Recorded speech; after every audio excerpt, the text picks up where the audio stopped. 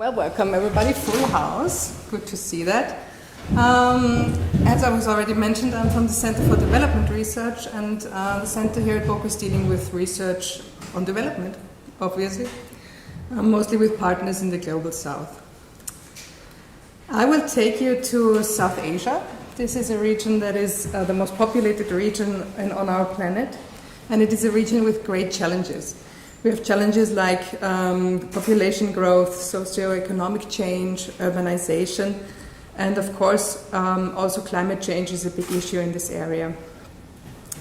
The monsoon is the characterizing feature of the ecosystem in South Asia. As you can see, it has a very big influence on the vegetation. On the top you see the dry season, and on the bottom you see the monsoon season. It influences which crops can be planted and in which pattern, at which time, and the climate change affects it very much as it increases the events, drastic events like floods or droughts. The temperatures are increasing, but the rainfall in general is declining, which of course has a big effect on agriculture in the region. This development affects most smallholder farmers who farm on less than 2 hectares of land in this area. Here you see a couple from India that has participated in our project. They are the backbone of food security in this region. So if these farmers cannot produce enough food, then the people in the area will suffer from hunger. And what are the restraints? For the smallholder farmers, they are remote often, so they don't have access to knowledge and technologies or farming inputs, but also the central agricultural research systems do not provide solutions that are useful for these farmers. So they often concentrate on bigger structures, the main crops. So that is why we need to find a transformation for the agricultural research system in this area. The system needs to be more effective, and it needs to produce outputs that are relevant for the smallholder farmers. And this is also what the project that I was involved in wanted to contribute to. The project was funded by the European Union. It was called SAF-BIN, Strengthening Adaptive Farming in Bangladesh, India and Nepal, and conducted by civil society organizations and research partners from Europe and from the region. It took 5 years, and it applied a multi-sectoral approach. The project setting was in India, Nepal, and Bangladesh. We were working together with farmers in 9 districts in the 3 countries and 4 agroecological zones. Altogether, 4,300 farmers were involved that were organized in 270 smallholder farmer groups.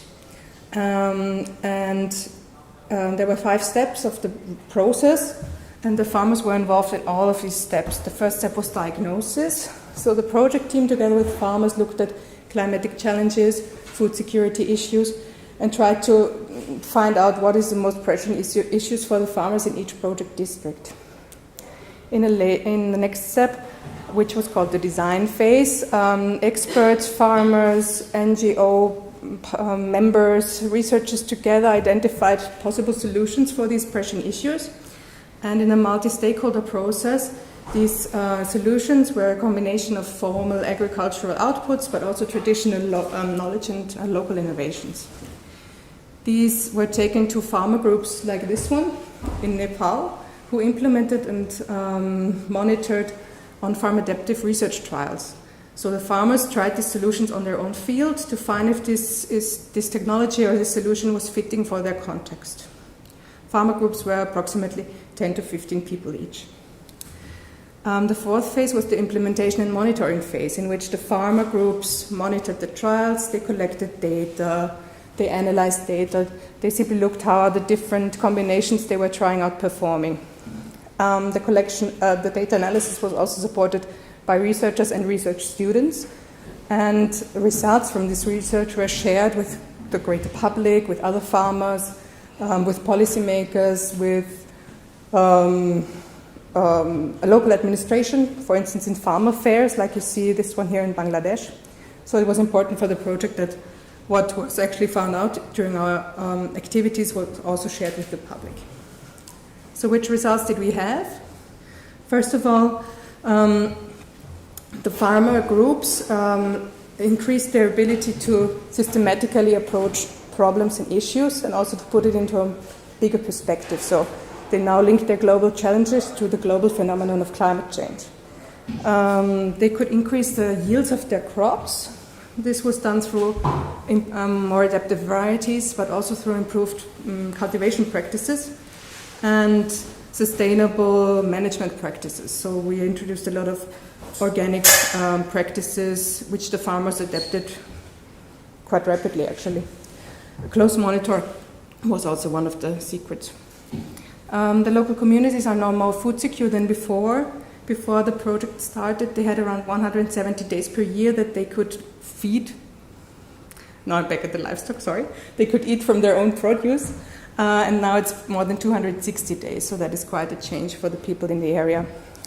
The diversity of the crops that the farmers are cultivating has also increased. The project tried to reintroduce some old varieties and old crops that have good nutritional qualities, and the farmers are now more appreciative of what was already available, because during the project they also found out, hey, that is also something that other people could evaluate. I already mentioned organic practices. Here we see a farmer in a chili field who has been able to save his crop through organic pest control methods and who seems to be quite happy with the result, as you can see. So sustainable practices were very important within the project. And last but not least, farmers were also able to take care of their own seed supply for the future. So that is a sustainable input that lasts beyond the project duration. They have created seed banks. So now they have good seed material available, which is often a challenge in this region, which they also share with participants, with non-participants, so with other farmers in the area. And with this, I want to thank you, and I want to invite you also to visit our project website and also the website of the center if you want to find out more about SAF-BIN or about development research at BOKU in general. Thank you very much.